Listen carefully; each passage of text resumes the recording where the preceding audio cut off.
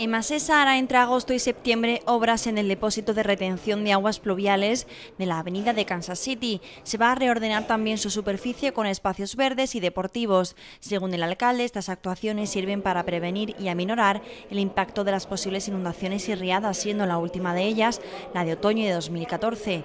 La iniciativa para la reordenación de su superficie, que ahora drenará el agua, incorpora las propuestas de los vecinos e incluye zonas verdes con pérgolas y fuentes, espacios deportivos y juegos infantiles e incluso un área de petanca.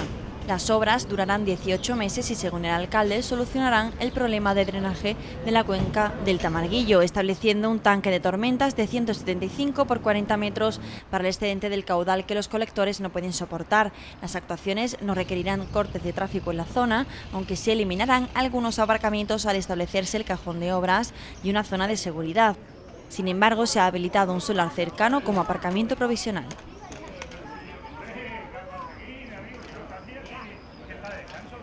Y